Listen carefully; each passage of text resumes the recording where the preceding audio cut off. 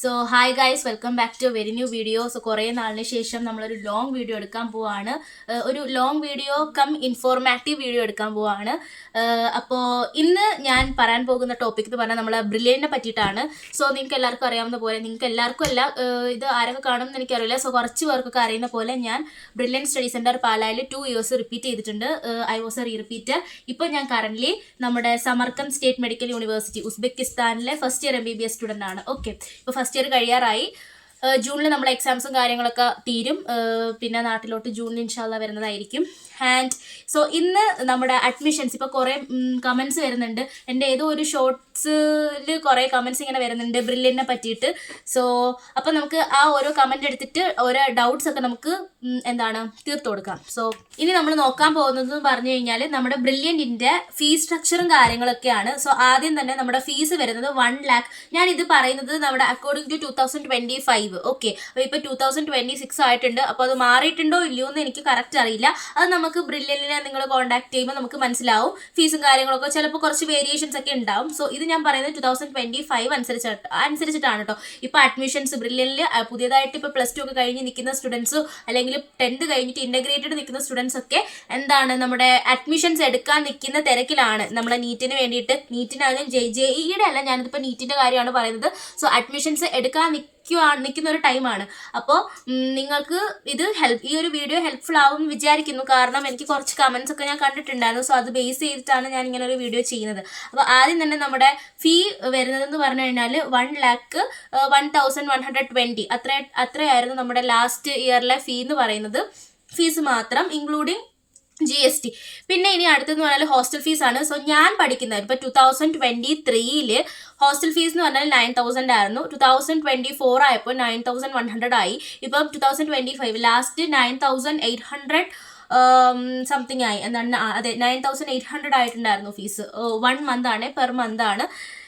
ഇനി അത് കഴിഞ്ഞിട്ട് നമ്മൾ നോക്കാൻ പോകുന്നത് നമ്മുടെ ബ്രില്യൻറ്റിൽ അഡ്മിഷൻ കിട്ടാൻ വേണ്ടിയിട്ടുള്ള ക്രൈറ്റീരിയാസ് ആണ്. ഇപ്പം അതാണ് ഏറ്റവും കൂടുതൽ ആൾക്കാർ ചോദിക്കുന്നത്. ചേച്ചി, കൺട്രോൾഡ് ഹോസ്റ്റലിൽ കിട്ടുമോ, സൂപ്പർവൈസ്ഡ് ഹോസ്റ്റലിൽ കിട്ടാൻ ചാൻസ് ഉണ്ടോ?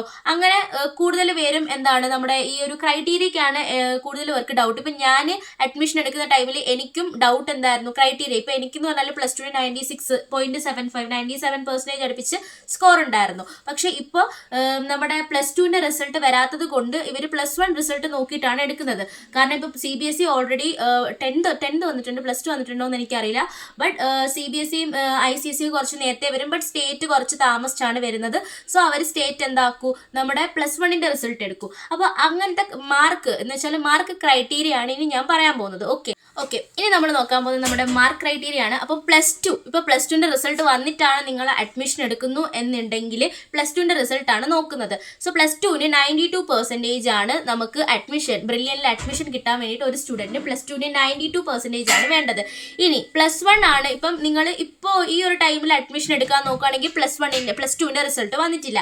അപ്പോൾ എന്താക്കൂ, നമ്മുടെ +1ൻ്റെ റിസൾട്ട് നോക്കൂ. സോ +1ൻ്റെ റിസൾട്ട് വേണ്ടതെന്ന് പറഞ്ഞു കഴിഞ്ഞാൽ ഈ സെയിം 92% എന്ന് വെച്ചാൽ സയൻസ് എന്ന് വെച്ചാൽ PCB, ഫിസിക്സ്, കെമിസ്ട്രി, ബയോളജി, സയൻസിന് 92% എബവ് വേണം. ഓക്കെ, അല്ലെങ്കിൽ പിന്നെ ഇപ്പോൾ നീറ്റ് എഴുതിയിട്ടാണ് നിങ്ങൾ നിൽക്കുന്നു എന്നുണ്ടെങ്കിൽ, ഇപ്പോൾ റിപ്പീറ്റോ അല്ലെങ്കിൽ റിപ്പീറ്റ് ചെയ്യാനൊക്കെ ആണെന്നുണ്ടെങ്കിൽ നിങ്ങൾക്ക് എന്താക്കാൻ, നിങ്ങളുടെ നീറ്റിൻ്റെ സ്കോർ നോക്കൂ. നീറ്റിൻ്റെ സ്കോർ ബേസ് ചെയ്തിട്ടാണ് അവർ അഡ്മിഷൻസ് തരുന്നത്. ഓക്കെ, ഇനി സ്കോളർഷിപ്പ്. ഇപ്പോൾ സ്കോളർഷിപ്പ് എനിക്ക് ഉണ്ടായിരുന്നു. എനിക്ക് +2 ബേസ് സ്കോളർഷിപ്പ് ഉണ്ടായിരുന്നു. സോ എനിക്ക് 50% റിഡക്ഷൻ ആയിരുന്നു. സോ എനിക്ക് 50,000 ആയിരുന്നു എൻ്റെ ഫീസ് എന്ന് പറയുന്നത്. അപ്പോൾ നിങ്ങൾക്ക് സ്കോളർഷിപ്പ് ഇനി വേണം. ഇപ്പോൾ എനിക്ക് തോന്നുന്നു ആ സ്കോളർഷിപ്പിൻ്റെ ടൈമൊക്കെ കഴിഞ്ഞു എന്ന് തോന്നുന്നല്ലേ, അതോ ഇനി വേണോ വരുന്നത് എനിക്ക് കറക്റ്റ് അറിയൂല. അപ്പോൾ നമ്മുടെ നീറ്റ് കഴിഞ്ഞിട്ട് ഒരു സ്കോളർഷിപ്പ് എക്സാം ഒക്കെ ബ്രില്യൻറ്റ് പ്രൊവൈഡ് ചെയ്യും. ഈ കാര്യങ്ങളൊക്കെ നിങ്ങൾ ബ്രില്യൻറ്റുമായിട്ട് ഡയറക്റ്റ് കണക്ട് ചെയ്താലും മതി. ഓക്കെ, അപ്പോൾ കണക്ട് ചെയ്യുമ്പോൾ അവർ നല്ല ക്രിസ്റ്റൽ ക്ലിയർ ആയിട്ട് സ്കോളർഷിപ്പിനെയും കാര്യങ്ങളൊക്കെ പറഞ്ഞു തരും. പിന്നെ നമ്മുടെ സ്കോളർഷിപ്പിൻ്റെ തന്നെ ഒരു ഫോട്ടോയും കാര്യങ്ങളൊക്കെ ഉണ്ട് കേട്ടോ. അപ്പം അതൊക്കെ ഞാൻ കാണിക്കുന്നതായിരിക്കും. ഓക്കെ, ഇനി നമുക്ക് റിപ്പീറ്റേഴ്സിനെ പറ്റി നോക്കാം. സോ റിപ്പീറ്റേഴ്സിനെ പറ്റി നോക്കുവാണെങ്കിൽ +2 ഒന്നെങ്കിൽ അവർ +2ൻ്റെ സ്കോർ നോക്കും, അല്ലെങ്കിൽ എന്താക്കും, നമ്മുടെ നീറ്റിൻ്റെ സ്കോർ തന്നെ. ഓക്കെ, അപ്പോൾ ഇനി നമുക്ക് CBSE, ഇപ്പം സ്റ്റേറ്റിന്റെ കാര്യമാണ് ഞാൻ പറഞ്ഞത്. ഇനി CBSE ഉള്ള സ്റ്റുഡൻസ് ആണെങ്കിൽ അവരുടെ മാത്സ്, സയൻസ് എന്ന് വെച്ചാൽ ഫിസിക്സ്, കെമിസ്ട്രി, ബയോളജി പിന്നെ മാത്സ്, ഇത്രയും സബ്ജക്റ്റ് 82% എബവ് ഉണ്ടെങ്കിൽ നമ്മുടെ CBSEയിൽ പഠിക്കുന്ന സ്റ്റുഡൻസിന് ബ്രില്യനിൽ അഡ്മിഷൻ കിട്ടുന്നതായിരിക്കും. ഇനി അടുത്തത് ICSEയിലോട്ട് വരുമ്പോഴത്തേനും നമ്മുടെ PCBM എന്ന് വെച്ചാൽ ഫിസിക്സ്, കെമിസ്ട്രി, ബയോളജി, മാത്സ് ഇത്രയും കൂടി 80% എബവ് ഉണ്ടെങ്കിൽ നമുക്ക് മാത്സിനും അഡ്മിഷൻ കിട്ടുന്നതായിരിക്കും. ഓക്കെ, അപ്പോൾ ഇങ്ങനെയാണ് നമ്മുടെ ബ്രില്യനിലെ അഡ്മിഷൻ ക്രൈറ്റീരിയ വരുന്നത്. ഇനി നെക്സ്റ്റ് നമ്മൾ നോക്കാൻ പോകുന്നത് നമ്മുടെ ഹോസ്റ്റൽ. ഇതാണ് ഏറ്റവും കൂടുതൽ ആൾക്കാർക്ക് ഡൗട്ട്. നമുക്ക് കണ്ടു ചേച്ചി അഡ്മിഷൻ എടുത്തു, ഇനി കൺട്രോൾഡ് ഹോസ്റ്റൽ കിട്ടുമോ, സൂപ്പർവൈസ്ഡ് ഹോസ്റ്റൽ കിട്ടുമോ? അത് ആക്ച്വലി നിങ്ങളുടെ ഹോസ്റ്റൽ അലോട്ട് ചെയ്യുന്നതെന്ന് പറഞ്ഞാൽ നിങ്ങളുടെ +2 സ്കോർ വന്നതിന് ശേഷമായിരിക്കും. എന്ന് വെച്ചാൽ നിങ്ങളുടെ +2ന്റെ റിസൾട്ട് വന്നതിന് ശേഷമായിരിക്കും. ഓക്കെ, അപ്പോൾ എന്താക്കൂ, ഇതെല്ലാം കൂടി നോക്കി അവർ സ്റ്റുഡൻസിന് അവരുടെ ഇതിനാണെന്ന് വെച്ചാൽ ഏറ്റവും കൂടുതൽ ഇപ്പോൾ 100% ഉള്ളവർക്ക് നമ്മുടെ ബ്രില്യൻറ്റിലെ എന്താണ് വലിയ ഹോസ്റ്റലായ എമറാൾഡ് അങ്ങനത്തെ ഹോസ്റ്റൽസ് ഉണ്ടല്ലോ, അങ്ങനത്തെ പേരൊക്കെ മറന്നുപോയി. അപ്പോൾ അങ്ങനത്തെ ഹോസ്റ്റൽസ് ഒക്കെ കിട്ടും. അങ്ങനെ പെർസെൻറ്റേജ് ബേസ് ആണ് അവർ കൺട്രോൾഡും സൂപ്പർവൈസ്ഡും എന്താക്കുന്നത് ചൂസ് ചെയ്യുന്നത്. പിന്നെ എനിക്ക് കിട്ടിയത് ഫസ്റ്റ് ഇയർ എനിക്ക് കിട്ടിയത് കൺട്രോൾഡ് തന്നെയായിരുന്നു, രണ്ടാമത്തെയും കൺട്രോൾഡ് തന്നെയായിരുന്നു. ഓക്കെ, അപ്പോൾ അങ്ങനെയാണ് നമ്മുടെ ഹോസ്റ്റലിന്റെ അലോട്ട്മെന്റ് വരുന്നത്. അപ്പോൾ അവർ മാർക്ക് ബേസ് തന്നെ ഇങ്ങനെ പെർസെൻറ്റേജ് എല്ലാ സ്റ്റുഡൻസ് അഡ്മിഷൻസ് എല്ലാം കൂടി ഇട്ടിട്ട് അവർ പെർസെൻറ്റേജ് വെച്ചിട്ടാണ് അവർ നമ്മുടെ ഹോസ്റ്റൽ കൺട്രോൾഡ് ആണോ നമുക്ക് അല്ലെങ്കിൽ സൂപ്പർവൈസ്ഡ് ആണോ കിട്ടുന്നതെന്ന് നമുക്ക് മനസ്സിലാവുന്നത്. ഓക്കെ, അപ്പോൾ ഇനി നമ്മൾ നോക്കാൻ പോകുന്നത് നമ്മുടെ ഫീസിന്റെ കാര്യമാണ്. സോ ഫീസ് ഞാൻ പറഞ്ഞിട്ടുണ്ടായിരുന്നല്ലോ, നമ്മുടെ എന്താണ് ഇപ്പോൾ ഞാൻ 2000 അക്കോർഡിംഗ് ടു 2025 ആണ് ഞാൻ പറയുന്നത്.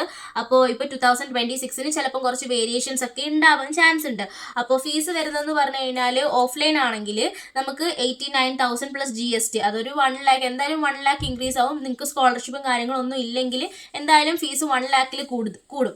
പിന്നെ എന്ന് പറഞ്ഞാൽ ഓൺലൈൻ ആണെങ്കിൽ 32,000 പ്ലസ് GST ആയിരുന്നു, ഇൻക്ലൂഡിങ് എന്താണ് നമ്മുടെ മെറ്റീരിയൽസ്. ഇനി അഥവാ മെറ്റീരിയൽസ് ഇല്ല എന്നുണ്ടെങ്കിൽ 24,000 ആണ് നമ്മുടെ ഫീസ് കഴിഞ്ഞ വർഷം വന്നിട്ടുണ്ടായിരുന്നത്. നിങ്ങൾക്ക് അറിയാലോ നമ്മുടെ ലാപ്ടോപ്പ് ടാബിന്റെ ഒക്കെ കാര്യം എന്തായാലും മസ്റ്റ് ആയിട്ട് ബ്രില്യനിൽ പഠിക്കുന്ന ഒരു സ്റ്റുഡന്റിന് ഒന്നെങ്കിൽ എന്താണ് നമ്മുടെ കസ്റ്റമൈസേഷൻ എന്തായാലും നമ്മൾ എക്സ്ട്രാ 1,000 ഒന്നോ ഞങ്ങൾക്ക് അങ്ങനെയായിരുന്നു, എക്സ്ട്രാ 1,000 കൊടുത്തിട്ടാണ് കസ്റ്റമൈസേഷൻ ചെയ്തത്.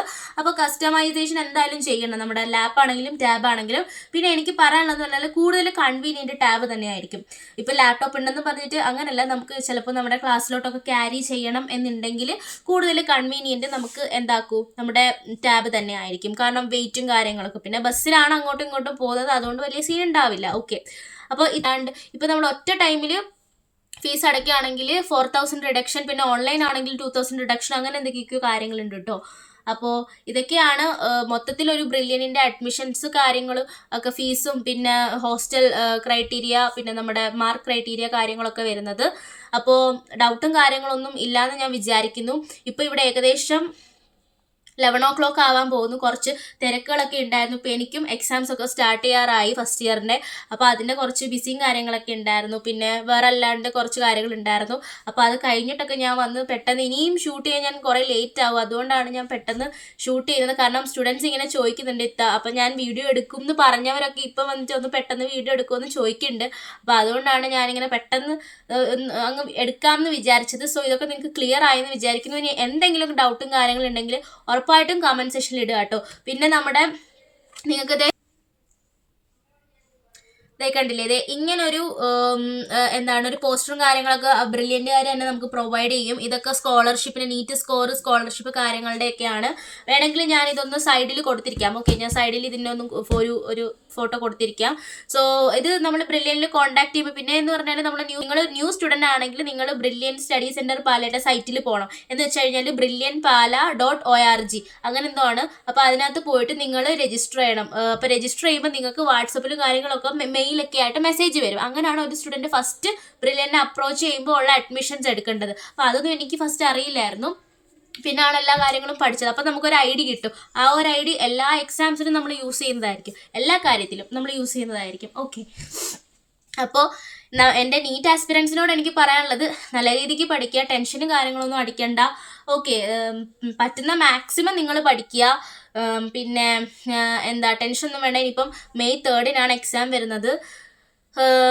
എന്താണ് ടെൻഷനൊന്നും അടിക്കണ്ട, ഒക്കെ സെറ്റ് ആവും. ഓക്കെ, കൂളായിട്ട് നിൽക്കുക. ഇനിയിപ്പോൾ മാക്സിമം പറ്റുന്ന രീതിക്കൊക്കെ ക്വസ്റ്റ്യൻസ് ഒക്കെ ചെയ്ത് പഠിക്കുക. ബയോളജി ഒക്കെ നല്ല രീതിക്ക് NCERT വായിക്കുക. കാരണം NCERT ഒരു വിഷയം തന്നെയാണ്. കാരണം നല്ല ലെങ്തി ക്വസ്റ്റ്യൻസും കാര്യങ്ങളൊക്കെ NCERT ഭയങ്കര വിഷയമാണ്. അപ്പോൾ ഓക്കെ ഗൈസ്, ഇവിടെ ടൈമും കുറേ ആയിട്ടുണ്ട്. അപ്പോൾ എനിക്ക് പറയാനുള്ളതെന്ന് പറഞ്ഞു കഴിഞ്ഞാൽ എൻ്റെ നീറ്റ് ആസ്പിറൻസ് നല്ലോണം പഠിക്കുക, മാക്സിമം ക്വസ്റ്റ്യൻസും കാര്യങ്ങളൊക്കെ ചെയ്ത് പഠിക്കുക. ഓക്കെ, നിങ്ങൾ ടെൻഷനും കാര്യങ്ങളൊന്നും അടിക്കണ്ട, എല്ലാം സെറ്റാവും.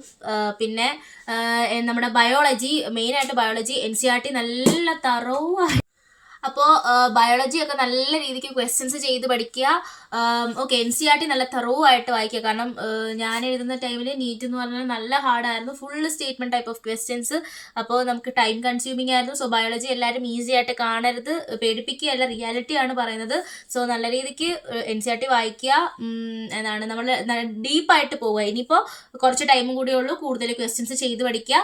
അപ്പോൾ ഇന്നത്തെ വീഡിയോ നമുക്ക് വൈൻഡപ്പ് ചെയ്യാം. സോ ബ്രില്യൻറ്റിനെ പറ്റിയിട്ട് എന്തെങ്കിലും ഡൗട്ട് ഉണ്ടെങ്കിൽ നിങ്ങൾ ഉറപ്പായിട്ടും കമൻറ്റ് സെക്ഷനിൽ പറയേണ്ടതാണ്. അപ്പോൾ ഞാൻ എന്തായാലും ഇനിയും നമ്മുടെ ഇൻ്റഗ്രേറ്റഡ് ബാച്ചിനെ പറ്റിയിട്ടൊക്കെ വീഡിയോ ചെയ്യലുണ്ട്. അപ്പോൾ ഇത് ഞാൻ ബ്രില്യൻറ്റിൽ പഠിച്ചുകൊണ്ട് എനിക്കറിയാം, അല്ലാതെ ഇതൊരു പെയ്ഡ് പ്രൊമോഷനോ കാര്യങ്ങളോ ഒന്നും അല്ല കേട്ടോ. അപ്പോൾ നിങ്ങൾ അങ്ങനെ ഒന്നും വിചാരിക്കരുത്. ഉറപ്പായിട്ടും ഞാൻ എൻ്റെ അടുത്ത് ബ്രില്യൻറ്റിനെ പറ്റിയിട്ട് ഇങ്ങനെ കുറേ ഡൗട്ട്സും കാര്യങ്ങളൊക്കെ ഇങ്ങനെ വരുന്നത് കൊണ്ട് ഞാൻ എന്താക്കുകയാണ് പറയുകയാണ്, അല്ലാണ്ട് വേറെ പ്രൊമോഷനും കാര്യങ്ങളൊന്നും അല്ല. ഓക്കെ, അപ്പോൾ ഇത്രേ ഉള്ളൂ പറയാൻ വേണ്ടിയിട്ട്. So all the best guys, NEET ആസ്പിറൻസിനോട് ഓൾ ദി ബെസ്റ്റ്. പിന്നെ എന്താണ്, നമ്മുടെ നീറ്റിന് കയറാൻ പോകുന്നവരോടും ഓൾ ദി ബെസ്റ്റ്. നമ്മൾ നീറ്റിന് കയറുമ്പോൾ നമുക്ക് മനസ്സിലാവും എങ്ങനെയാണ്, എത്രത്തോളം ഡെപ്തിൽ നമ്മൾ പോകണം എന്നുള്ള കാര്യങ്ങളൊക്കെ മനസ്സിലാവും. പിന്നെ ഒരു കാര്യം എന്ന് വെച്ചാൽ ലക്കാണ്. ഇനി നമ്മൾ എന്തൊക്കെ ചെയ്താലും നമുക്ക് ലക്ക് ഒരു മെയിൻ ഫാക്ടർ തന്നെയാണ്. എല്ലാവരും പറയും ഹാർഡ് വർക്ക് മാത്രമാണ്, ബട്ട് നോ.